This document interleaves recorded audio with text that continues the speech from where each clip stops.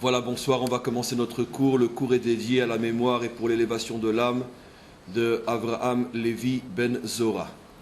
On peut commencer le cours en répétant, et on ne cessera de répéter ce verset qui pendant des siècles, voire des millénaires, était une promesse que notre génération a le bonheur de voir se réaliser.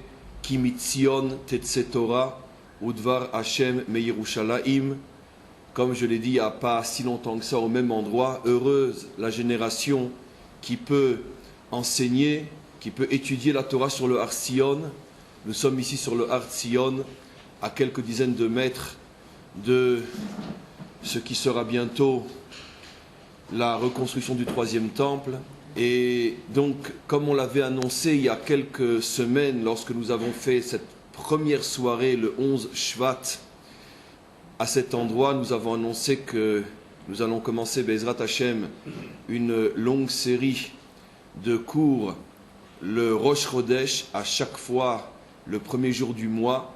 Et nous pouvons dire que, grâce à Dieu, nous réalisons cette promesse, cet engagement. Nous commençons aujourd'hui Rosh Chodesh Hadar, le premier jour du mois de Hadar, le premier cours dans ce lieu, sur le Har Sion, le premier cours donc des Rosh Chodesh qui vont suivre tout au long de l'année, Be'ezrat Hashem. On peut dire que d'une manière très providentielle, vous savez, on doit toujours chercher des signes pour voir si ce qu'on entreprend est véritablement voulu aussi par le maître du monde, parce que très souvent l'homme veut des choses et il désire des choses, il réalise des choses, mais on n'est pas toujours certain que ça convient véritablement au maître du monde. Donc il n'est pas interdit, lorsque l'on commence quelque chose de nouveau, de se poser la question, et est-ce que véritablement c'est la volonté d'Hachem? En ce qui nous concerne, je pense qu'effectivement c'est la volonté d'Hachem. Pourquoi? Regardez très simplement. Lorsqu'on a décidé qu'on commencerait le cours à Rosh Chodesh, on n'a pas vraiment fait attention au fait que ça tomberait, Rosh Chodesh Hadar, en pleine Parshat Trouma, la Parsha qui parle de la reconstruction ou de la construction du tabernacle du temple. On est aujourd'hui le premier jour de la Parasha qui parle de la construction du temple. Or, nous sommes ici sur la montagne sur laquelle le temple a été construit déjà 2 fois, le Har Sion, et la montagne sur laquelle très prochainement le troisième temple va être construit. Donc je pense que c'est un siman, c'est un signe extraordinaire qu'il était temps que ce cours commence à l'endroit même où le temple a existé, a été construit, et justement ce cours qui commence par Parshat Trouma, la paracha qui parle de la construction du temple. En tous les cas, pour rentrer dans le vif du sujet, pour vous prévenir un petit peu comment ces cours de Rosh Chodesh vont se dérouler, je pense qu'il n'y a rien de mieux que de choisir chaque mois un sujet qui a trait au mois que nous commençons en ce Rosh Chodesh. Et puisqu'il n'y a pas un mois dans le calendrier juif qui n'est pas traversé par un événement particulier, une fête ou plusieurs fêtes, donc ça sera très facile à chaque Rosh Chodesh de pouvoir effectivement parler plus ou moins des événements ou de l'événement qui va se dérouler pendant ce mois. Notre mois, le mois de Hadar qui commence aujourd'hui, est un mois qui bien sûr est marqué par la fête de Purim. Alors on ne va pas véritablement consacrer ce cours à la fête de Purim, mais on va sortir quelques notions que l'on va essayer de comprendre, d'intégrer pour pouvoir progresser dans l'existence. Alors j'ai choisi pour commencer l'un des versets les plus célèbres de la Megillah, que l'on connaît tous, que l'on récite tous au moment où le Chazan arrive, au moment de la lecture de la Megillah. Il arrive à ce verset, c'est le fameux verset qui dit « Ish Yehudi aya beshushan abira, ushmo Mordechai ben Yair ben Shimi ben Kish ish Yemini » Il y avait un homme de Yehuda, car mot à mot, il ne faut pas traduire par un homme juif. Dans le contexte biblique, Ish Yehudi signifie un homme de la tribu de Yehuda. Ce n'est que bien plus tard que le mot Yehudi, dans le langage usuel, signifie juif, donc toute tribu confondue. Mais dans le contexte biblique, dans le contexte de la Megillah, Ish Yehudi signifie un juif de la tribu de Yehuda. Ce qui semble d'ailleurs logique, puisque qui c'est qui est exilé en Babylonie ou en Perse à cette époque-là? Ce sont effectivement la tribu de Yehuda. Donc, le verset dit « Ish Yehudi aya beshushan abira » un homme de Yehuda se trouvait dans la ville de Shushan, Ushmo Mordechai, son nom était Mordechai, ben Yair, fils de Yair, ben Shim'i, le fils de Shim'i, on verra tout de suite qui est le fameux Shim'i, ben Kish, fils de Kish, donc on remonte plusieurs générations, et le verset termine différemment de ce qu'il a commencé, Ish Yemini, un homme de la tribu de Benyamin. Et donc il y a une contradiction évidente dans ce verset. On commence par nous dire Ish Yehudi, un homme de la tribu de Yehuda, et on termine le verset en nous disant Ish Yemini, un homme de la tribu de Benyamin. Alors est-ce qu'il est de la tribu de Benyamin ou de la tribu de Yehuda? Donc il va falloir comprendre, car énormément de messages et de mystères se cachent dans ce verset qui est volontairement formulé d'une manière où il fait apparaître cette contradiction entre à la fois l'origine de Yehuda, qui serait celle de Mordechai, et l'origine de Benyamin, qui serait donc celle aussi de Mordechai. Alors, vous savez que sur les mots Ish Yemini, ou plutôt Ish Yehudi, on nous dit Ben Yair Ben Shim'i, le Targum sur place, c'est-à-dire donc l'un des commentaires sur place, explique ce que signifie Ben Shim'i. Qui était ce fameux Shim'i? Et le Targum sur place dit que Shim'i était en vérité Shimi ben Gera. Qui était Shimi ben Gera? Shimi ben Gera était le prince du Sanhédrin, le prince du tribunal rabbinique à l'époque du roi David. Et Shimi ben Gera était lui-même un illustre personnage ou un illustre dirigeant de la tribu de Benyamin à l'époque du roi David. Et qu'est-ce qui s'était passé avec ce fameux Shim'i? Une histoire très connue et qu'on va expliquer au fur et à mesure. Pour l'instant, je veux plus ou moins vous cadrer le verset pour que vous compreniez de quel personnage on parle. Et ce fameux Shim'i a eu une histoire terrible avec David. Lorsque David a dû s'enfuir de Jérusalem, parce que son fils Avshalom avait fait un coup d'État et avait pris le pouvoir, et son fils Avshalom était arrivé à entraîner la majorité, non seulement d'Israël, mais même de l'armée, contre son propre père, contre David. À ce moment-là, David a senti que pour l'instant, il ne peut pas s'affronter, il ne peut pas affronter son fils, et donc il a décidé de fuir Jérusalem. Et seulement une poignée de ses fidèles compagnons et une poignée de l'armée a accompagné David. Donc vous imaginez la situation, la majorité des soldats donc de l'armée est en train de rentrer à Jérusalem avec à leur tête Avshalom, le fils rebelle, et David est en train de fuir Jérusalem.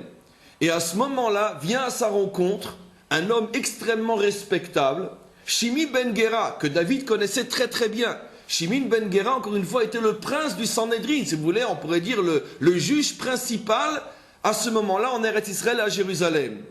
Et il se dresse devant lui, et à ce moment-là, Shimi ben Gera maudit David. Il le maudit d'une manière terrible, on verra pourquoi dans quelques instants.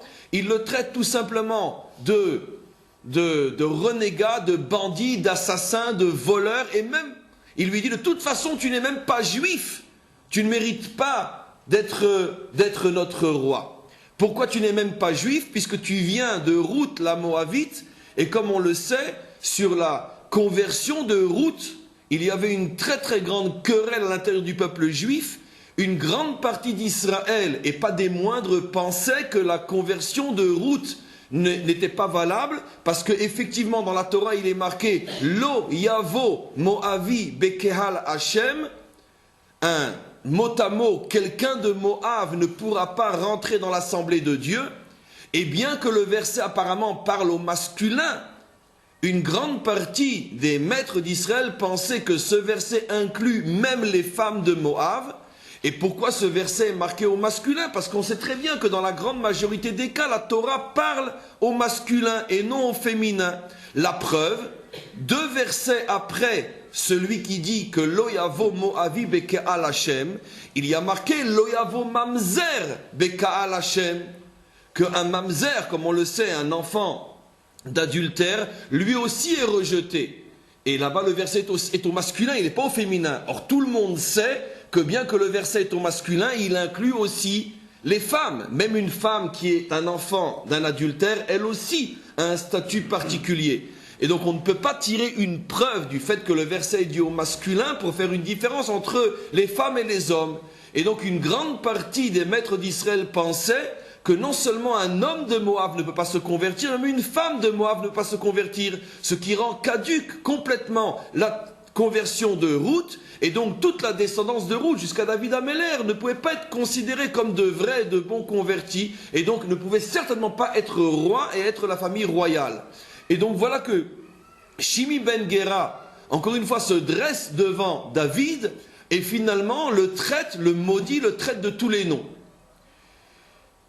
À ce moment-là, comme Shimi est venu sans garde du corps et sans armée, un des soldats de David veut tuer Shimi, et David à ce moment-là dit « Laisse-le, ce n'est pas lui qui parle, mais c'est Hachem, c'est le maître du monde qui lui a mis ces mots dans sa bouche et laisse-le. » Et donc, voilà que le Targum explique que Mordechai, qui s'appelle Ben Yair Ben Shimi, était le petit-fils de ce fameux Shim'i qui avait donc maudit David. Il va falloir donc comprendre pourquoi la Torah nous rappelle, insiste sur le fait que Mordechai descendait de cet homme qui avait maudit David. Qu'est-ce qu'on doit comprendre de là? Donc ça c'est, dans un premier temps, ce que le texte nous apprend. Cependant, d'après les maîtres qui expliquent les choses d'une manière beaucoup plus profonde, beaucoup plus mystérieuse et beaucoup plus cachée, en particulier le Hari HaKadosh, le Hari HaKadosh explique que Mordechai avait une autre origine, beaucoup plus mystérieuse que le fait qu'il était le petit-fils de Shim'i. Il était aussi le descendant, ou plutôt, pour parler le langage de la Kabbalah, il était la réincarnation d'un illustre personnage de la tribu de Benyamin. Shimi était de la tribu de Benyamin, et il y en avait un autre beaucoup plus célèbre que Shim'i, qui n'était pas moins que le roi Shaoul. Et le roi Shaoul, dit le Hari HaKadosh, s'était réincarné dans le personnage de Mordechai. On va voir tout de suite pourquoi, simplement, je vous présente, si vous voulez, le contexte du cours.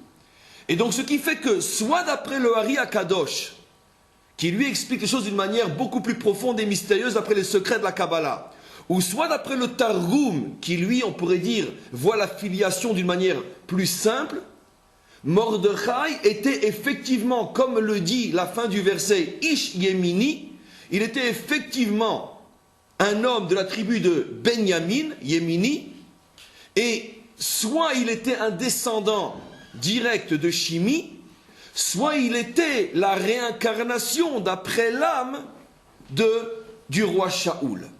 Alors il va falloir comprendre pourquoi Mordechai porte en lui finalement ces deux personnages qui sont à la fois le roi Shaoul et Shim'i.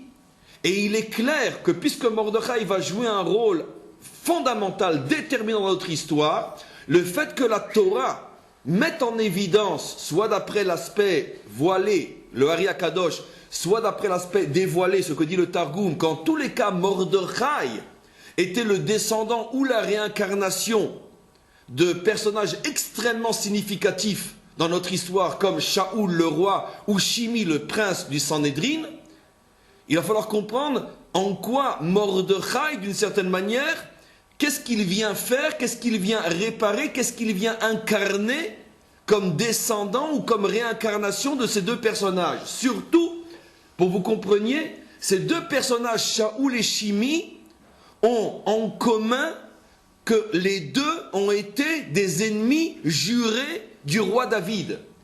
Shaoul, comme on le sait, était le beau-père du roi David, mais très vite, il s'est retourné contre son gendre et il a passé le restant de sa vie à poursuivre le roi David et à chercher à le tuer.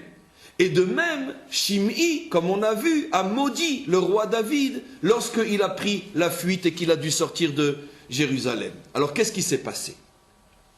En vérité, nos maîtres expliquent que Mordechai était ce qu'on appelle dans le langage de la Torah le tikkun, la réparation des deux grandes erreurs commises à la fois par le roi Shaoul et à la fois par Shimi ben Gera. Quelle était l'erreur fondamentale que le roi Shaoul avait commise? On la connaît, c'est lorsque le prophète Shmuel, qui était aussi le maître du roi Shaoul, lorsque le prophète Shmuel est venu annoncer à Shaoul qu'il fallait se battre contre Amalek, Shaoul a refusé d'accomplir l'ordre énoncé par le prophète, et finalement, bien qu'il se soit battu contre Amalek, il n'a pas accompli l'ordre jusqu'au bout, et il a laissé des survivants, et en particulier le roi d'Amalek qui s'appelait Agag, et c'est précisément du roi d'Amalek qui s'appelait Agag que va sortir son tristement célèbre descendant qui était Haman Ha'agagi. Haman était de la famille de Agag. D'où venait Haman? Il était un descendant de père en fils du roi Agag, la même famille, le roi Agag qu'avait épargné Shaoul lorsqu'il avait refusé d'accomplir à la lettre ce que le prophète Shmuel lui avait demandé. Et qu'est-ce qui s'est passé? Comment se fait-il que Shaoul ait refusé d'accomplir ce que Shmuel lui avait demandé, alors que Shmuel était le maître, non seulement le prophète de la génération, mais le maître de Shaoul? Qu'est-ce qui s'est passé? Alors, quand on lit attentivement ce passage dans la Bible, on se rend compte qu'il y avait une difficulté, on pourrait dire presque insurmontable, à se battre à l'époque de Shaoul contre Amalek, tout simplement parce que nous, quand on entend le nom Amalek, tout de suite on a des frissons et on voit quelque chose d'horrible. Mais il faut savoir que dans l'histoire biblique, Amalek n'a pas toujours été notre ennemi. Et on pourrait presque même dire que pratiquement dans toutes les époques, et y compris et surtout à l'époque du roi Shaoul, Amalek était pratiquement une peuplade amie d'Israël. Et d'où on le sait, Amalek vivait dans la région du Negev, aux alentours de Harad, et Amalek, comme nous dit la Torah, ou plutôt nous dit la Bible, était l'ami de notre grand ami, et donc, en vertu du principe connu, les amis de mes amis sont mes amis, qui était l'ami en commun qu'avaient Israël et Amalek, tout simplement les descendants de Yitro, qu'on appelle dans la Bible les Kini. Les descendants de Yitro, qui eux aussi vivaient dans le Negev, étaient les grands amis d'Israël, et avaient eux-mêmes comme grand ami la peuplade d'Amalek, qui vivait aussi dans cette région. Et donc les commentaires disent que Israël et les descendants de Yitro, et donc Amalek, vivaient les uns à côté des autres en parfait shalom, en parfaite harmonie. Il n'y avait aucun conflit, aucune guerre entre eux. Il faut comprendre que cela signifie que sur le territoire de la terre d'Israël vivait donc la tribu d'Amalek. Faut-il donc comprendre qu'ils étaient véritablement en paix avec nous? On n'avait aucun problème avec eux. Et c'est vrai qu'il y a à peu près 500 ans, on avait eu un problème avec Amalek, mais depuis, il n'y avait plus aucun problème avec Amalek. Et même le Amalek avec lequel on avait eu un problème, qui est celui qui nous a attaqués tout de suite à la sortie d'Égypte, tout de suite après la traversée de la mer, on ne voit pas non plus qu'est-ce qu'il a fait de tellement grave contre le peuple juif. Il nous a attaqués. Mais on ne dit pas qu'il nous a mis dans des camps de concentration, dans des fours crématoires ou dans des chambres à gaz. Ce à quoi tout de suite on pense lorsque aujourd'hui, à notre époque moderne, on parle d'Amalek. Il nous a attaqués. Et en plus, il a perdu. C'est nous qui l'avons vaincu. Et depuis, il n'y avait plus jamais eu de problème avec Amalek, au point que Israël avait laissé Amalek vivre sur son territoire, dans le Negev. Et au point que Amalek était devenu l'ami intime de notre grand ami qui était les descendants de Yitro. Donc imaginez-vous que dans ce contexte-là, vient le prophète Shmuel et dit à Shaoul, Dieu se souvient de ce que Amalek vous a fait lorsque vous êtes sortis d'Égypte, et comme Dieu l'a demandé dans la Torah, Timche et Zecher Amalek, tu effaceras jusqu'au nom, jusqu'au souvenir d'Amalek de dessous le ciel. Au moment où Shaoul entend une chose pareille, il est scandalisé. Il dit, mais c'est pas possible. Comment Dieu peut nous demander de venir attaquer une peuplade, une tribu qui vit en paix à nos côtés, qui mange à notre table, on mange à leur table, on peut imaginer qu'ils mangeaient ensemble pita hummus, pourquoi pas, c'est pas défendu. Et donc, ils nous ont rien fait, ça fait 400, 500 ans qu'on vit complètement en paix avec eux. Et comme le roi Shaoul n'avait pas entendu lui-même, bien sûr, de Dieu l'ordre de se battre contre Amalek, le roi Shaoul, qui était tellement heurté par sa conscience morale, par sa logique, par sa propre réflexion, a commencé à supposer que peut-être Shmuel se trompait, peut-être Shmuel avait mal entendu, peut-être Shmuel exagérait, peut-être Shmuel inventait. Et c'est de cette manière-là qu'il a refusé. Il ne pouvait pas refuser complètement parce que malgré tout, il faut comprendre que l'élève ne pouvait pas s'opposer à son maître. L'élève ne pouvait pas s'opposer à un maître aussi illustre que Shmuel, qui, comme on le sait, est le plus grand de tous les prophètes, qui était pratiquement au niveau de Moshe et de Aaron réunis, comme le dit le roi David. Donc après Moshe, on n'a plus jamais eu un prophète de la stature de Shmuel.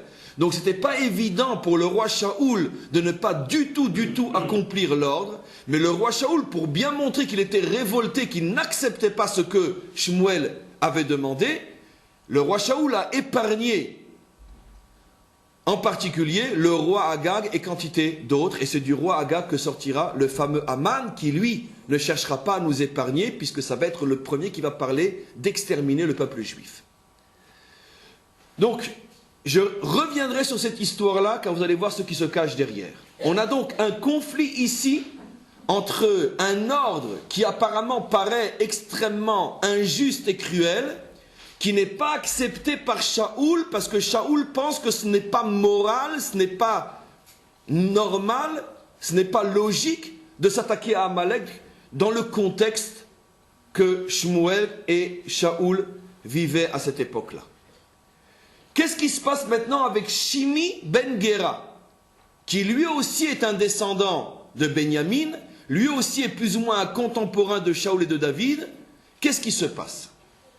Comprenons ce qui a amené Shimei, qui est quand même le prince du Sanhédrin, c'est pas n'importe qui, c'est pas un voyou, c'est pas un délinquant.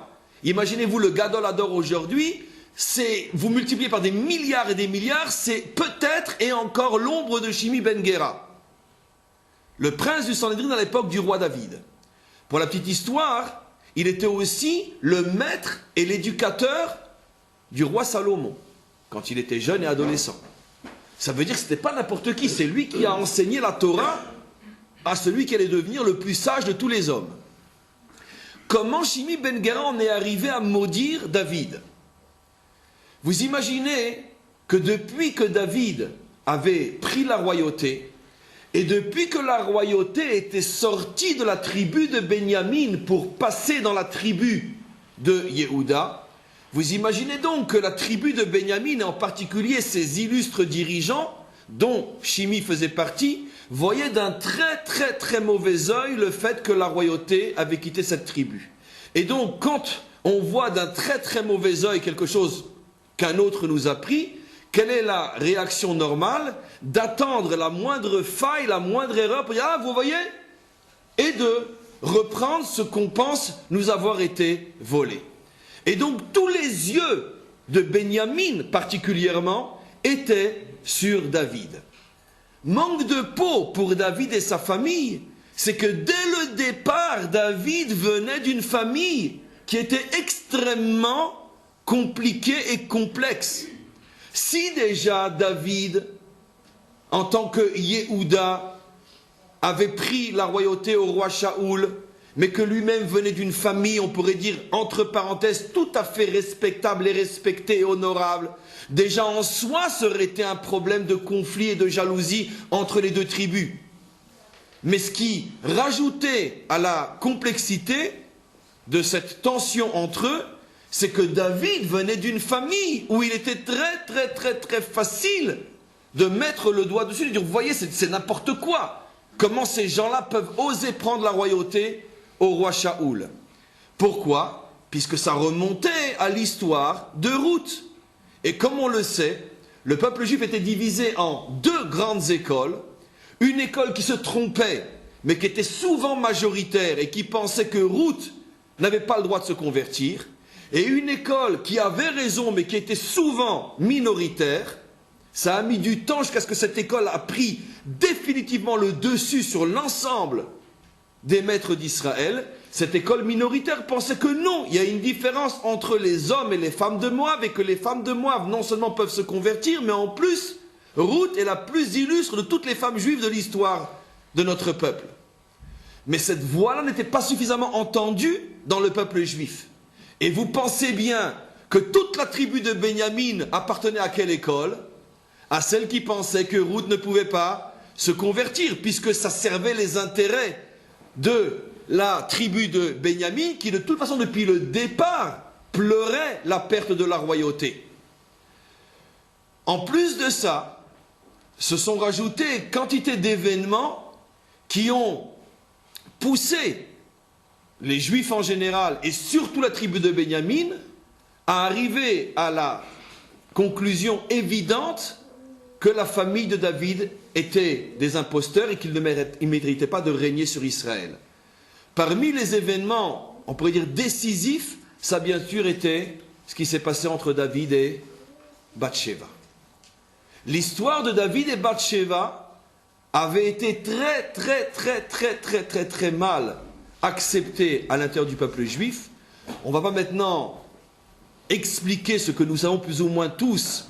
Est-ce que c'était véritablement un adultère? Ce n'était pas un adultère, tout ça n'est pas important ce soir. Mais ce qui est sûr et certain, que c'est, quelles que soient les explications, ceux qui ne voulaient pas admettre la royauté de la tribu de Yehuda et ceux qui ne voulaient pas admettre la royauté de la famille de David pouvaient se servir de ce prétexte-là pour descendre complètement le roi David.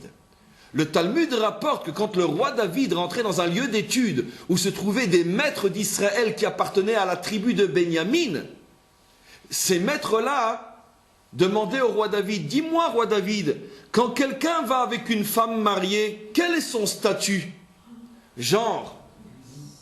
Et il répondait, quand quelqu'un va avec une femme mariée, on le tue dans ce monde, mais s'il fait échouva, il a part au monde futur.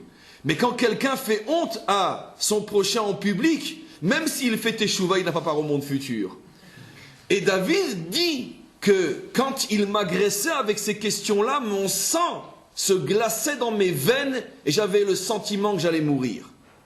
Donc il était constamment agressé avec cette chose-là. Mais si ce n'était que le problème de Bathsheba, il y avait encore un autre problème très grave. C'est que pour pouvoir avoir Bathsheba, il avait dû faire envoyer son mari en première ligne. Ce qui fait qu'il y en avait très lourd, on pourrait dire, sur le cœur de la tribu de Benjamin au sujet du roi David. Est-ce qu'il est juif? Ça reste à prouver. Supposons même qu'il est juif, un débauché, un assassin, mais personne n'osait broncher. Pourquoi? Parce que c'était le roi David. Et donc, tout le monde attendait le moment où on pourrait le descendre. Et David vivait véritablement sur un champ de mine. Le roi David dira un jour, moi j'ai connu quelqu'un qui est rentré dans un nid de vipères et qui est sorti vivant. Il faisait allusion à qui? À lui. Toute sa vie, il a vécu dans un nid de vipères. Maintenant, regardez ce qui a été décisif pour Shimi. On sait, il y a un principe fondamental dans la Torah, c'est que toutes les mesures de Dieu sont mida keneged mida. C'est-à-dire, Dieu se comporte avec l'homme exactement de la même manière que l'homme se comporte avec les hommes. Et donc, lorsque tu vois un homme qui reçoit, entre parenthèses, une punition qui est significative, parce que ça correspond exactement à ce qu'il a fait aux autres, tu peux être sûr qu'il est dans le collimateur du maître du monde. Et qu'est-ce que tout le monde attendait depuis que, écoutez-moi bien, David avait été avec Bathsheba et qu'une grande partie d'Israël, dont toute la tribu de Benjamin le soupçonnait d'être un véritable débauché, qui avait pris une femme mariée, en plus d'être un assassin qui avait fait tuer son mari, tout le monde attendait pour voir si c'est vrai que Dieu se comporte avec David exactement de la même manière que lui s'est comporté avec les autres. Et donc quoi? Que sa punition serait exactement la mesure pour mesure de ce que lui m'avait fait.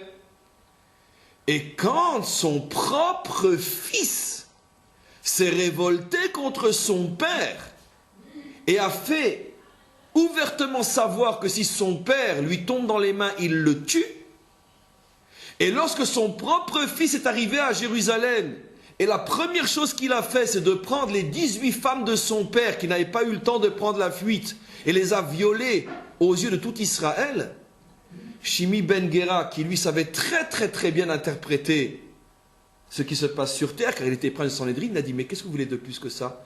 Moi, je me suis tu. On s'est tous tus pendant des années et des années. On n'a rien dit. Par respect pour le roi. Mais qu'est-ce que vous voulez de ça?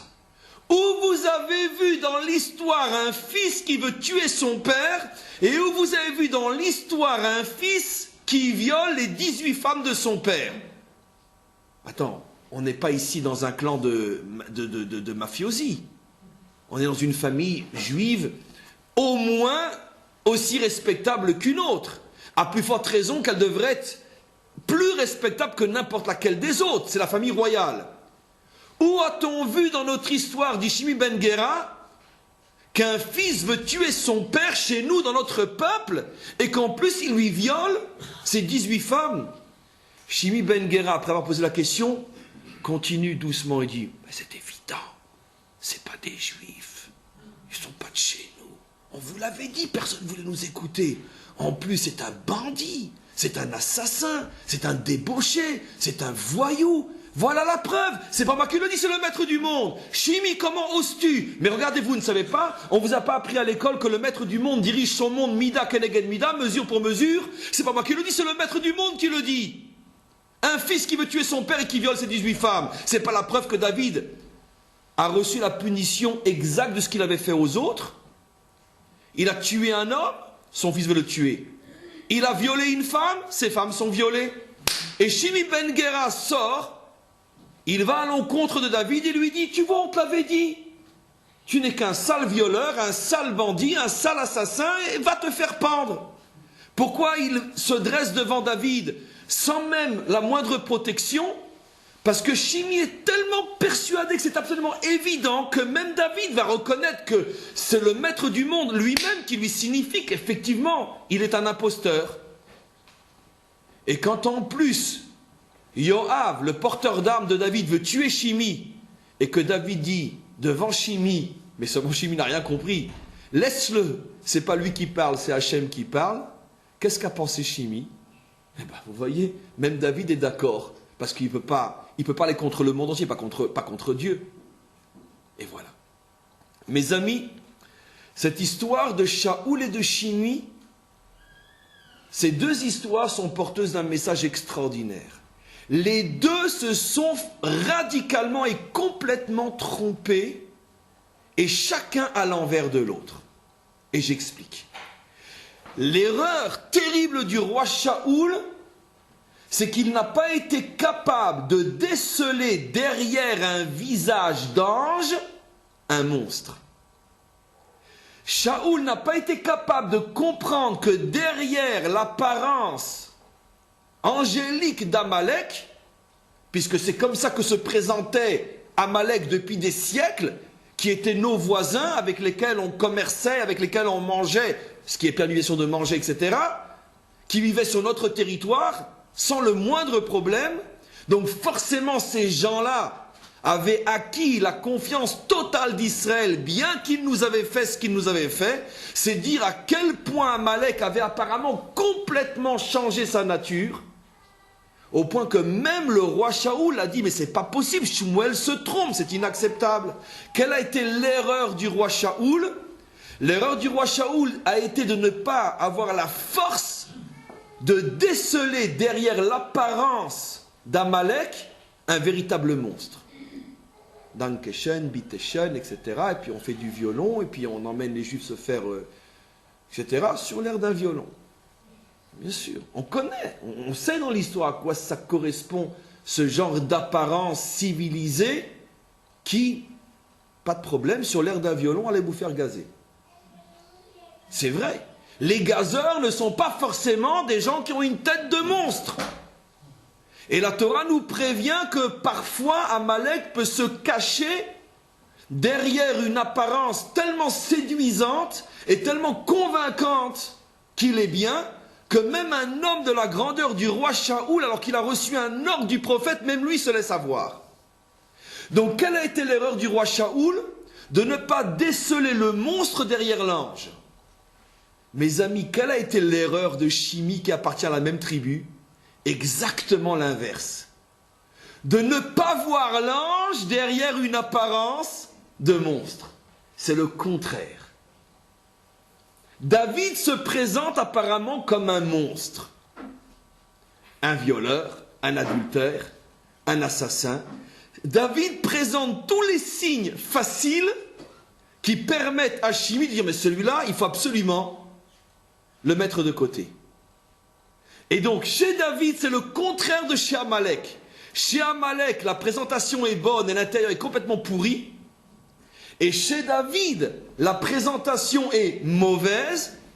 Mais ce que Shimi n'a pas pu comprendre, c'est que tout ça, ce n'est uniquement qu'une apparence trompeuse, car fondamentalement, David est pur, David est bon, David est droit, David est saint, et que tout ce qui fait croire qu'il a fauté, c'est uniquement une apparence pour ceux qui ne font pas l'effort de creuser au plus profond de ce qui se cache derrière la vitrine.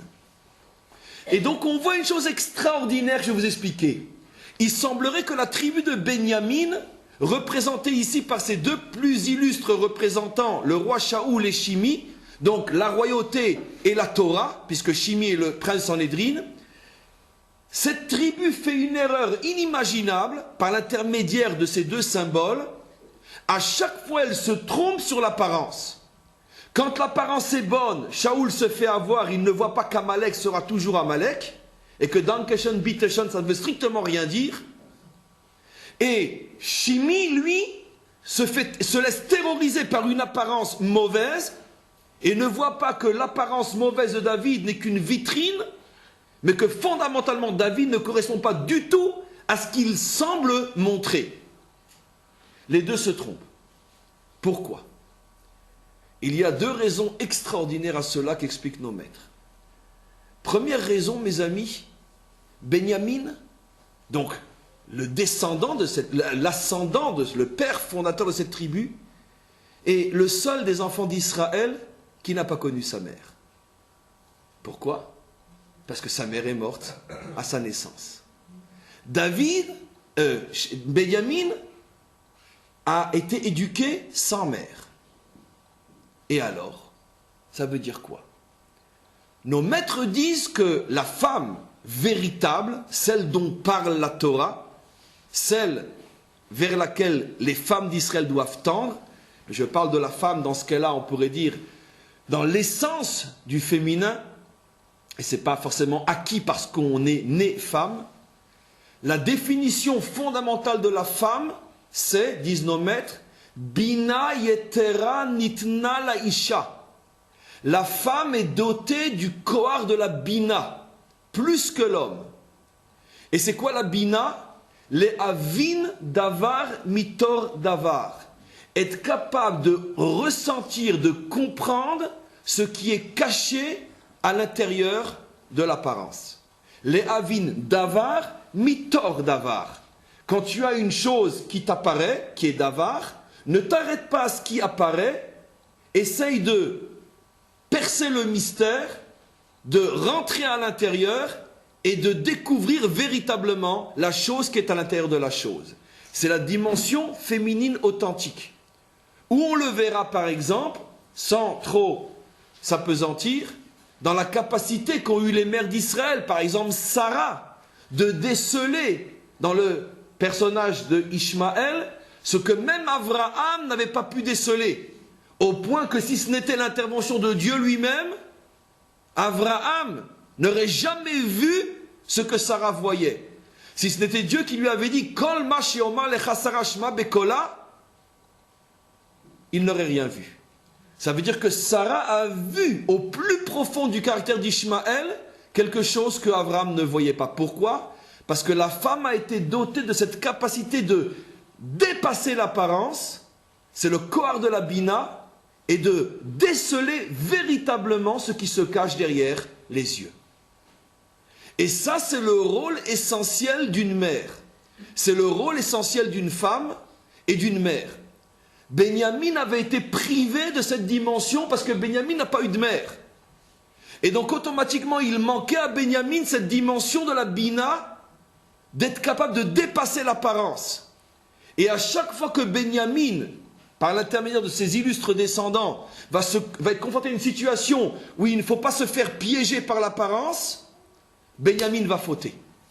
Jusqu'au tikkun que va être Mordechai, comme on va l'expliquer. C'est pour ça que quand Shaoul est en face d'Amalek et qu'il voit un homme extrêmement bien élevé, avenant, gentleman, les amis de mes amis, qui vivent en paix avec nous depuis des siècles, il ne peut pas imaginer que se cache derrière cet homme, ce peuple, un peuple qui un jour voudra l'exterminer et le mettre dans les chambres à gaz. L'exterminer déjà à l'époque de Haman. Il ne peut pas imaginer. Pourquoi? Parce qu'il lui manque ce kohar de la Bina. Il n'a pas eu de mère. De même, Shimi à l'envers, lorsqu'il est en présence de quelqu'un qui a l'air de montrer tous les signes d'être un tordu, d'être un méchant, d'être un bon à rien, Shimi se laisse piéger par l'apparence, il est absolument incapable de remonter jusqu'au plus profond de la personnalité de David et de comprendre que ce n'est qu'un trompe-œil et que David est fondamentalement intact. Comme disent nos maîtres, Rehuya Haïta Batsheva le David Mesheshet Yemea Bereshit, que Batsheva était le zivoug véritable de David depuis les 6 jours de la création. Et les commentaires posent la question, pourquoi avoir besoin de dire qu'elle était le zivoug véritable de David depuis les 6 jours de la création? Mais pour tout homme et pour toute femme, ils sont l'un pour l'autre le véritable zivoug depuis apparemment toujours, puisqu'il est dit que 40 jours avant la formation du fœtus dans le ventre de la mère, il est déjà décrété qui se mariera avec qui. Donc pourquoi on fait tout un plat de David? N'importe qui se marie en principe à celle ou celui qui lui était destiné. Et les commentaires répondent, non, il y a une différence. C'est qu'au sujet de David et Bathsheba, il est marqué « Mesheshet Yeme Bereshit » depuis les 6 jours de la création. Ça veut dire que leur union est inscrite dans les premiers instants de la création. Ça veut dire comme si le monde avait été créé pour cette union. Et les maîtres de la Kabbalah vont tellement loin qu'ils disent que le fameux Midrash que nous connaissons tous, qui dit d'une manière codée, qu'est-ce que fait Dieu depuis qu'il a terminé de créer le monde? Et la réponse est, il s'occupe des zivugim, il s'occupe des rencontres. Les grands maîtres de la Kabbalah expliquent que ça fait allusion en vérité à la rencontre entre qui et qui? Entre David et Bathsheba, la rencontre ultime du couple sacré par lequel et grâce auquel va naître le roi Mashiach. Et donc cette rencontre fait partie des structures profondes de la création, comme si le monde n'avait été créé que pour que David et Bathsheba se rencontrent. Donc vous imaginez à quel point Shimi se trompe. Seulement, qu'est-ce que fait le maître du monde? Lorsqu'il y a une vérité profonde, soit dans le bien, soit dans le mal, il la cache derrière une apparence, pour que seulement celui qui est doté de Bina, celui qui est capable de déchirer le voile et de se poser véritablement la vraie question, mais qu'est-ce qui se cache derrière? Seulement celui-là peut le voir. Et comme Benyamin n'avait pas eu de mère, en ce sens qu'il lui manquait ce corps de la Bina, à chaque fois, Benyamin se fait avoir, se trompe sur l'apparence. Ça, c'est la première raison. Il y a une raison beaucoup plus profonde, et celle-là, elle est absolument, on pourrait dire, révolutionnaire, qui est donnée par le Talmud lui-même, et que je vais interpréter. Le Talmud dit, vous savez pourquoi Shaoul a perdu la royauté, et David l'a gardée pour l'éternité? À votre avis, si on arrêtait là, on vous demandait de répondre. On dirait parce que l'un a fauté et l'autre n'a pas fauté. Le Talmud répond, parce que Shaoul était trop parfait, tandis que David, lui, ressemble à quelqu'un qui a un sac plein d'ordures sur le dos, et à chaque fois qu'il se retourne, il voit les ordures qui sont derrière lui. Tandis que Shaoul était trop parfait. Allez essayer de comprendre le secret qui se cache derrière cette chose-là. Pour mieux comprendre, allons encore plus loin. La tribu de Benyamin est une tribu absolument incroyable. Apparemment, c'est la tribu la plus sainte de toutes. On vient de dire qu'elle a un manque, c'est qu'elle n'a pas eu de mère. Mais apparemment, c'est la plus sainte de toutes. Benyamin est le seul des 12 enfants de Yaakov qui est né en Eretz Israël. Benyamin est celui qui va mériter que le temple va être construit sur son territoire. Le temple est construit sur le territoire de Benyamin. Benyamin est le seul qui ne s'est pas prosterné devant Esav, puisqu'il n'était pas encore né. Donc Benyamin a énormément d'avantages, né en Eretz Israël, et c'est d'ailleurs la raison pour laquelle le temple va être construit sur son territoire. Il n'a pas vécu, on pourrait dire, l'humiliation de se prosterner devant Esav avec tout ce que ça peut signifier dans l'histoire future. Donc apparemment, Benyamin devrait être très très très haut. Mais effectivement, il est très très haut. C'est pour ça que Benyamin va donner le premier roi d'Israël. C'est pour ça qu'il est dit sur le roi Shaoul que quand il a pris la royauté, il était comme un enfant de 1 an. Ben Shana Hayab Malchuto. Il était comme un enfant de 1 an, ça veut dire qu'il était pur comme un enfant de 1 an. Il n'avait jamais fauté. Et c'est pour ça que cette tribu mérite d'avoir le temple construit sur son territoire. Ça, c'est une raison pour perdre la royauté? Oui. On va voir tout de suite pourquoi. David, l'extrême opposé. D'où vient David? David remonte à des histoires tellement horribles qu'on a presque honte de s'en rappeler. Un père avec ses filles, Lot et ses filles, un inceste, puisque c'est de là que vient Ruth, le peuple de Moab. Du côté des hommes, Yehuda avec sa belle-fille, Peretz. Yehuda et Tamar. Donc, des histoires très compliquées. En plus, ça passe par un peuple extrêmement, on peut dire, bizarre. Les Moavim. Seul peuple de tous les peuples de l'histoire humaine sur lequel on dit on n'accepte pas ta conversion. Même que c'est que sur les hommes, peu importe. Parce que d'après la véritable loi, c'est sur les hommes uniquement. Mais quand même, Ruth vient d'un peuple au sujet duquel, et c'est le seul sur lequel on dit qu'au moins les hommes peuvent pas se convertir. Même d'Amalek, on accepte la conversion. Même d'Amalek. Mais pas de Moab. Donc, quand David regarde derrière lui, il peut se dire, mais attends, mais d'où je viens? Mais d'où je viens? D'inceste, d'adultère, d'un peuple, on ne sait pas d'où il sort ce peuple-là pour avoir été à ce point rejeté. Et c'est de là que sort David. Et nos maîtres disent, justement, ça c'est ce qui fait la différence entre David et Shaoul. Shaoul a perdu la royauté parce qu'il était trop parfait. David l'a gardé parce qu'il avait sur le dos un sac de reptiles. Ça veut dire quoi? Ça veut dire que quand un homme est trop parfait, le danger qui le guette, c'est de se déconnecter de la réalité. Et de perdre le sens de l'effort de comprendre ce qui se trame véritablement au plus profond de la réalité humaine. Mais quand un homme vient de très loin, ou plutôt quand il vient de très très bas, et que malgré tout, il fait des efforts pour s'en sortir, il se bat contre tous les obstacles qui sont en lui et autour de lui, et petit à petit il arrive à s'en sortir, cet homme-là apprend à regarder le monde avec un bon œil, avec beaucoup plus d'indulgence. Celui qui n'a jamais fauté n'arrive pas à comprendre la faiblesse humaine. Donc d'une certaine manière, il n'aura pas cette expérience de l'effort qui nous permet de comprendre ce qui n'est pas visible. Et le danger d'un homme qui n'a jamais connu véritablement la faute, c'est que finalement son analyse du monde peut être très vite superficielle. Par contre, un homme qui a connu l'autre côté et qui s'en est sorti, lui, il a cette vision profonde, et dans le bien et dans le mal. Il ne se fait avoir ni d'un côté ni de l'autre. Vous savez, on explique que c'est la raison pour laquelle Rivka, la sœur de Lavan, était beaucoup plus que son propre mari Yitzhak, capable de déceler la ruse de son fils Esav. Pourquoi? Parce qu'elle avait vécu auprès de son frère. Et son frère s'appelait Lavan, le blanc. Ça veut dire quelqu'un qui constamment se présentait comme un être, un modèle de moralité.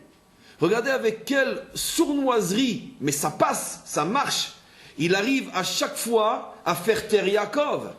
Quand il lui donne Léa à la place de Rachel, et que Yaakov ose commencer à penser à broncher, tout de suite Lavan le fait-elle et dit, mais attends, je ne comprends pas. C'est qui l'agresseur ici? C'est qui le monstre ici? Toi ou moi? Espèce de petit insolent, petit voyou. Ça veut dire quoi? Prendre la petite avant la grande? Mais tu t'imagines la souffrance de la grande? De voir la petite la dépasser? Et donc, il présente les choses de telle manière que finalement, Yaakov dit souvent, il a peut-être raison. On avait déjà, dans d'autres cours, expliqué plus profondément, plus en détail, comment Lavan arrive toujours à montrer patte blanche. Lavan, c'est le comble de la moralité hypocrite. Au point qu'il arrive presque à faire tomber Yaakov dans son piège. Mais on a une qui ne peut pas se faire avoir. C'est sa sœur, Rivka. Elle le connaît. Elle sait très bien que le blanc, il pue comme une charogne. En hébreu, le mot Lavan et le mot Naval, c'est le même mot. On invertit les lettres, c'est tout. Blanc et charogne. Une charogne, c'est tout le contraire du blanc. Et donc, Rivka apprend, elle essaye d'apprendre à Yitzhak, ne l'appelle pas, ou plutôt elle essaye, d'apprendre à Yitzhak, ne l'appelle pas mon frère Lavan, appelle-le Naval. Et donc quelqu'un qui a, on peut dire, l'expérience de ce qui est tordu, d'une part ne se fera pas avoir par ce qui est tordu, parce qu'il sait déceler les pièges, les mensonges du mal, parce que le mal constamment, nous dit la Torah, essaye de se présenter avec une apparence blanche, mais en plus, parce que justement, j'ai vécu ce qui est tordu, et j'ai été capable de me redresser, ce qui me permet d'avoir un bon œil, un œil optimiste, un œil de confiance. Même lorsque je vois la faiblesse humaine, je sais qu'avec des efforts on peut s'en sortir.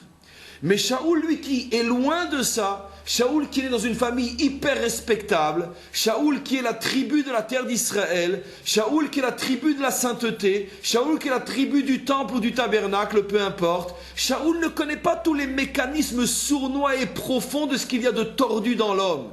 Et quand il voit Amalek qui lui fait un sourire béant jusqu'au ciel, il dit, mais Amalek, il est fantastique, il est merveilleux cet Amalek-là. Mais d'un autre côté, lorsque Benyamin voit un homme comme David tellement compliqué, tellement complexe, tellement difficile à comprendre, et c'est tellement facile de s'empresser à dire c'est un voyou, il tombe encore une fois dans le piège. David, mes amis, lui c'est tout le contraire. Regardons maintenant comment David va réagir exactement dans les mêmes situations où apparemment on lui présente un monstre et il va voir le bien, où on lui présente apparemment un ange et il va voir le monstre. David, comme on le sait, parmi ses pires ennemis ont été le roi Shaoul et son propre fils Avshalom. En ce qui concerne ces deux personnages, alors qu'à chaque fois qu'il avait l'occasion de le faire, il aurait pu les tuer, il n'a jamais levé la main sur eux. Vous savez que David est mort de froid. Ça veut dire que son sang ou son corps a cessé de le chauffer relativement jeune, 70 ans. Alors que David était un véritable lion. Ça veut dire qu'on ne s'attendait pas du tout à ce qu'un homme comme ça s'éteigne à 70 ans. Et il est mort littéralement de froid. Vous savez ce que nos maîtres, comme une personne qui a 100 et plus, où on sait que cette chaleur qu'il y a pendant longtemps quitte la personne et c'est d'une certaine manière la première étape vers le décès. Chez David, ça s'est passé très vite. À 70 ans, il s'est éteint de froid. Comment? Nos maîtres révèlent une chose extraordinaire. Vous savez qu'à de nombreuses reprises, le roi Shaoul lui est tombé entre les mains et il aurait pu le tuer. Une fois, il est arrivé que David s'est caché dans l'une des grottes dans laquelle le roi Shaoul avait l'habitude de rentrer, pour y faire ses besoins. Et le roi Shaoul était un homme extrêmement pudique, et lorsqu'il avait besoin de faire ses besoins, en pleine campagne, il rentrait à l'intérieur d'une grotte, il se recouvrait dans la grotte d'un grand manteau ou d'un drap, et seulement alors il se déshabillait pour pouvoir faire ses besoins. David, qui avait appris et qui savait où le roi Shaoul avait l'habitude d'aller, s'est caché dans la grotte. Et à ce moment-là, quand Shaoul s'est retrouvé seul, ses soldats l'attendaient à l'entrée de la grotte, qu'est-ce qu'a fait le roi David? Il aurait pu le tuer. Et pour bien montrer au roi Shaoul qu'il ne veut pas le tuer, il lui a simplement déchiré un petit pan de son manteau. Et à ce moment-là, il a ressenti, au même moment, David a ressenti, on pourrait dire, ce qu'il venait de faire, d'oser lever son épée uniquement sur le pan du manteau de Shaoul. Il est marqué dans la Torah qu'à ce moment-là, il a ressenti un coup dans son cœur, comme s'il regrettait d'avoir fait ça. Il a demandé pardon au roi Shaoul et il s'est enfui. Et depuis ce jour-là, son cœur a commencé à mal fonctionner au point qu'il en est mort à l'âge de 70 ans. Ça veut dire que David est mort de la conséquence de la honte qu'il a ressentie d'avoir osé déchirer le pan du manteau de Shaoul. Et pourtant, Shaoul était son pire ennemi. Et comme on le sait, ce n'est pas la peine de le prouver, d'une manière injuste, cruelle, barbare. Puisque la preuve, David aimait Shaoul. Et donc il avait tous les arguments du monde pour rendre à Shaoul au moins la monnaie de sa pièce. Et il ne l'a jamais fait. Une fois il a osé déchirer son habit, il en est mort. Quelques années après, à l'âge de 70 ans. Un autre exemple, son propre fils. Quand un fils te fait une chose pareille, il fait un coup d'état, il te viole tes 18 femmes, il te poursuit pour te tuer. Bon, que le père lui-même n'aille pas tuer son fils, mais que le père demande expressément, quand il va finalement y avoir le combat entre les deux armées, il demande à son général Yoav, il le prévient, puis je te dis, je te préviens, fais attention. Si tu as l'avantage et que mon fils tombe entre tes mains, ne le tue pas. Et malgré tout, comme on le sait, son général d'armée ne l'écoutera pas et il tuera son fils. David ne s'en remettra jamais. C'est pratiquement la dernière des causes qui a fait qu'il est mort, si jeune par rapport à la force qu'il avait véritablement. Il ne s'en est jamais remis. Et il a pleuré, pleuré, pleuré, pleuré jusqu'à ce qu'il soit sûr que son fils ne descendrait pas en enfer. Il ne s'en est jamais remis. Donc on voit que David a apparemment en face de lui, entre parenthèses, des monstres, et malgré tout David arrive à trouver l'étincelle de bien qui se cache derrière ces personnages, et grâce à ce qu'il voit en eux, il ne veut pas leur faire de mal. En ce sens-là, il ne commet pas la faute de Shimi, qui lui n'arrive pas à dépasser l'apparence mauvaise. Maintenant, regardons comment David n'est pas tombé dans la faute du roi Shaoul, de se laisser avoir par la bonne apparence. Et écoutez l'histoire. Comment le roi Shaoul est mort? Le roi Shaoul est mort, comme on le sait, sur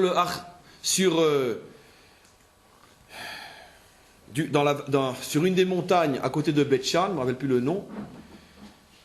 Et donc, les Philistins ont eu l'avantage. Shaoul était avec ses soldats sur le haut de cette montagne. Comment s'appelle cette montagne? Juste à côté de la ville de Beth-Shan, je ne me rappelle plus.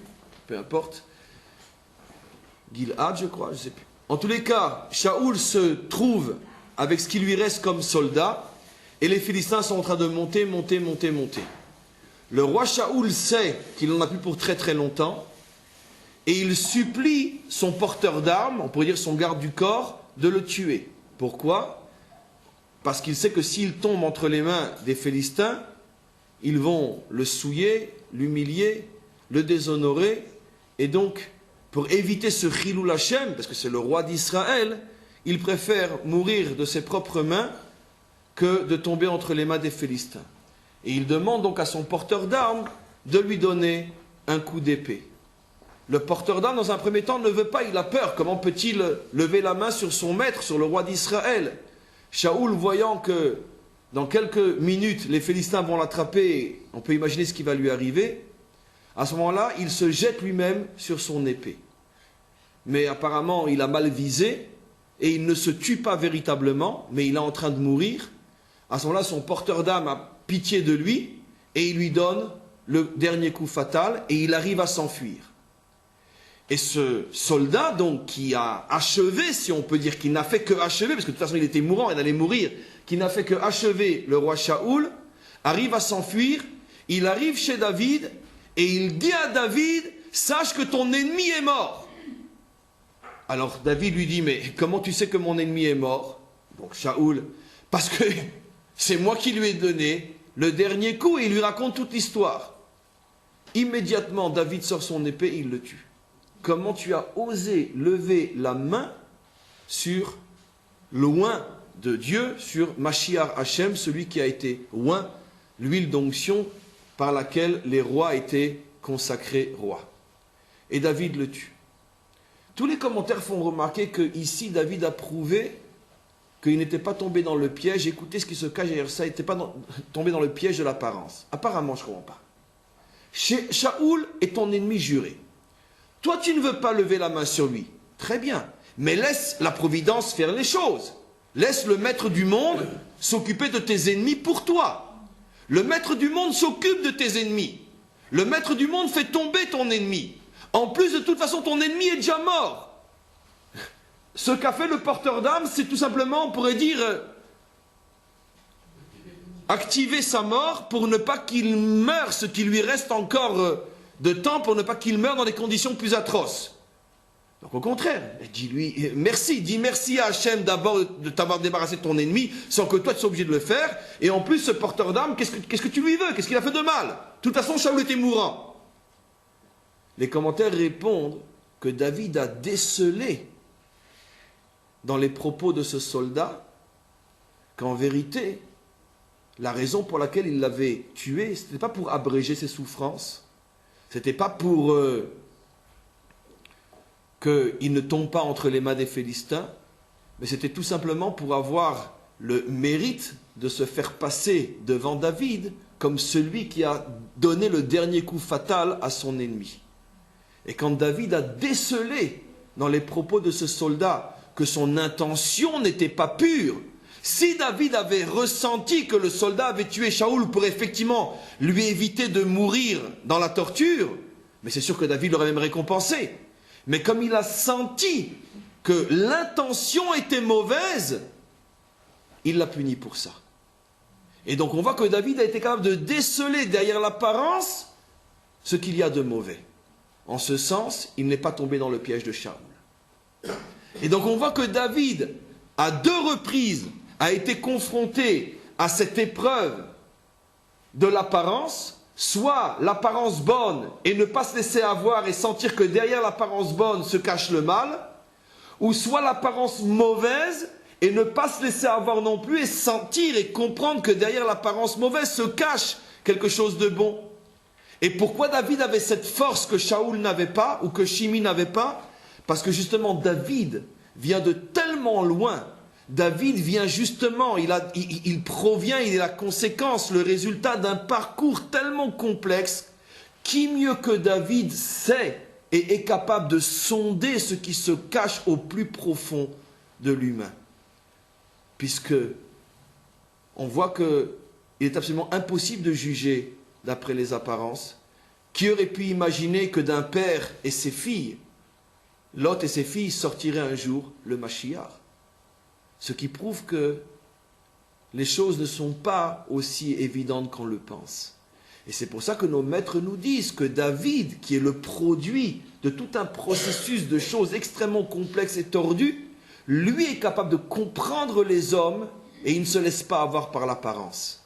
Shaoul, qui lui a toujours vécu dans un milieu hyper protégé et qui n'a pas l'expérience, on pourrait dire, de tout ce qui se cache dans un être humain, lui, il se fait à chaque fois avoir.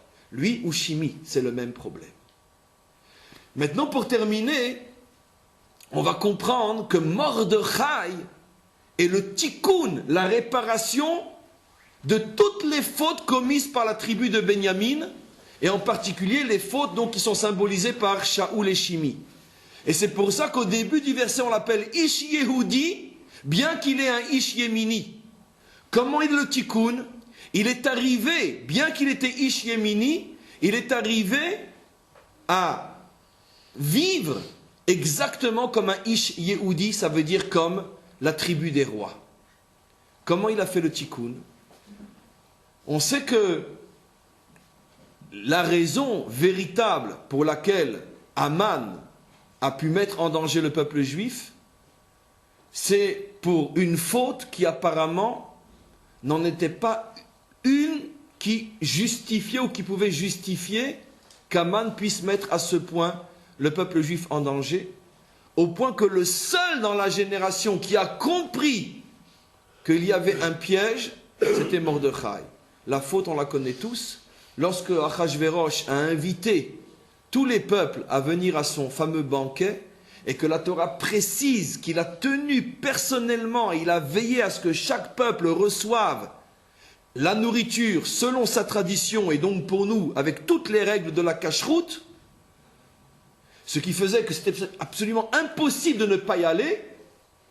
Comment refuser au roi de participer à son banquet quand il fait tout pour que je puisse y aller? Il y avait juste un problème qui ne concernait pas directement les Juifs. C'est que Achashverosh et ses ministres, eux, mangeaient dans les ustensiles du temple. Et c'est eux, c'est pas moi. Et Achashverosh, comme on le sait, s'était habillé des habits du Kohen Gadol. Mais c'est lui, c'est pas moi. Moi, ma nourriture, elle est cachère. J'ai pas de problème. Et tout le monde y a été, sauf un, Mordechai.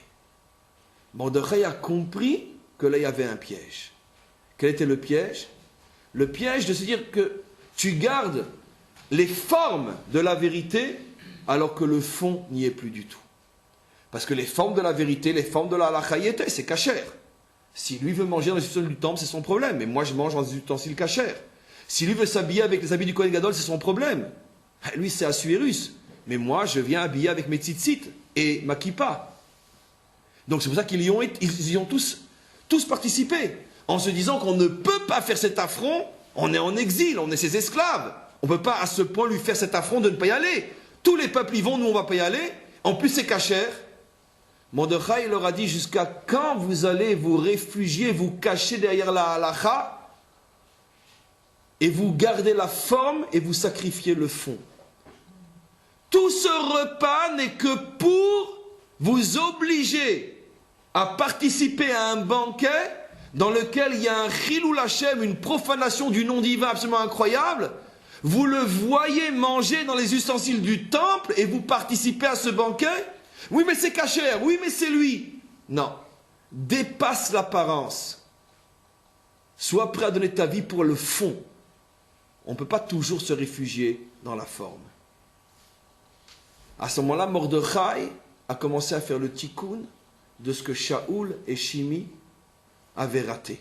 Les deux s'étaient fait avoir par la forme. Ils avaient oublié le fond. Shaoul s'était fait avoir par la forme apparemment angélique d'Amalek. Il avait oublié le fond d'Amalek. Shimi s'était fait avoir par la forme apparemment monstrueuse de David. Il avait oublié le fond. Et Mordechai est venu, il a dit, ça suffit maintenant. Ça suffit de constamment se laisser piéger par les formes, recherchant le fond. Et même si le repas est cachère, dans la mesure où le banquet est une profanation du nom divin, nous n'avons pas à y être. Et même si ça met notre vie en danger, le respect que nous devons au maître du monde est plus important que nos vies, même si on doit tous y passer. Ah, et pourtant c'est cachère, c'est pas grave. Mais le fond n'est pas cachère. Et parfois, un fond qui n'est pas cachère est plus grave qu'une forme qui n'est pas cachère. C'est ce que nos maîtres appellent Naval Bershut Torah. Tu peux te comporter comme une charogne, c'est les mots des maîtres, pas de moi, bien que d'après la halakha c'est cachère. Et pour illustrer ce que c'est être Naval Bershut Torah, les maîtres d'Israël apportent un exemple, je termine, extraordinaire, qui est véritablement le sujet de nos parachiotes qu'on a commencé, Trouma et ce qui va suivre. Il y a plusieurs versets explicites dans la Torah où Dieu dit clairement à Moshe, toi tu peux rentrer dans le tabernacle quand tu veux, tu n'as pas besoin d'invitation. Quand tu veux, tu rentres. Pourtant c'est la salle du roi, un sujet doit toquer. Tu rentres quand tu veux. Et malgré tout on voit d'autres versets où à chaque fois que Moshe voulait rentrer, il se tenait à la porte, il attendait que Dieu l'appelle et seulement alors il rentrait. Les commentaires posent la question, mais il y a une contradiction. puisque Dieu lui a dit clairement, tu rentres quand tu veux. Pourquoi attend-il? Les maîtres répondent, si Moshe, bien qu'il a reçu l'ordre, plutôt la permission de rentrer, s'il avait osé rentrer sans qu'on l'appelle, Nevela Tova Hemino, c'est les mots des maîtres d'Israël, même une charogne aurait été mieux que lui. Vous imaginez comment les maîtres osent parler de Moshe? Si Moshe, après avoir entendu qu'il peut rentrer, avait osé rentrer sans qu'on l'appelle, même une charogne aurait été mieux que lui. Mais Dieu vient de lui dire rentre. Pourquoi? Parce qu'il y a la forme et le fond. Et le piège est que justement, fais attention, la forme est des fois un champ de mine. Mais c'est cachère, c'est permis. Attention. Ce qui est cachère et permis, c'est la forme. Mais où est le fond? Où est l'âme? Où est l'esprit? Où est le cœur? Fais attention, c'est là qu'on t'attend. Et Moshe a compris qu'il y avait un piège. C'est permis, mais il ne faut surtout pas rentrer. Parce que si je rentre, je suis pire qu'une charogne. Quoi, je rentre à l'improviste dans le palais du roi? Et vous savez jusqu'où vont les maîtres d'Israël? Si on le faisait jusqu'à présent, alors on ne le fera plus. Vous savez comment un homme peut être une charogne tous les jours? Disent les maîtres d'Israël, s'il rentre chez lui, sans toquer, et qui surprend sa femme. C'est terrible. Comment peut être une charogne? Je suis chez moi! Non. Tu es chez toi, mais préviens, ne surprends pas. Tu fais un petit bruit avec la clé, tu sonnes, tu toques. Mais c'est ça exactement. L'application de ce qu'on dit sur Moshe, que s'il était rentré dans le tabernacle sans toquer, même une charogne aurait été mieux que lui. Nos maîtres vont jusqu'à dire que chaque homme qui rentre chez lui sans prévenir, Nevela Tova Imino, une charogne est mieux que lui. Bon, c'est pas grave, on ne le savait pas. À partir de ce soir, on l'a appris. C'est pas grave. Donc, comme on ne savait pas, on n'était pas des charognes. Mais tu préviens avant de rentrer. Pourquoi? Parce que la Torah du fond, c'est la Torah de l'âme. Et la Torah de l'âme, elle peut être écrite nulle part. Dieu ne peut écrire que la Torah formelle. Mais la Torah de l'âme, c'est à toi de la comprendre. Il y a des choses qu'on ne peut pas te dire. Ou tu le comprends ou tu es une charogne. Mais tu n'as été créé que pour comprendre ce qu'on ne peut pas te dire. Et c'est ça tout le sod de Purim. Et je termine en disant que c'est la raison pour laquelle on nous dit que Purim sera la fête qui restera pour l'éternité. Et c'est pour ça que nos maîtres disent que Purim est encore plus haut que Kippourim. Parce que Purim, c'est cette prise de conscience qu'il y a des choses qui sont permises et malgré tout sont interdites. Il y a des choses qui formellement peuvent être faites, mais un vrai juif ne les fait pas.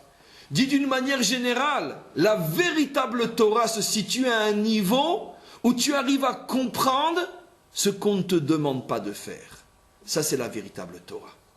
Parce que celui qui reste constamment au niveau de c'est marqué, pas marqué, je peux pas, finalement, il s'enferme dans une Torah superficielle, et cette Torah est la Torah de l'exil. La Torah, la délivrance, c'est la capacité qu'a un juif de deviner, de ressentir ce que véritablement le maître du monde veut. Et ce que le maître du monde veut, s'il le demande expressément, alors on passe à côté.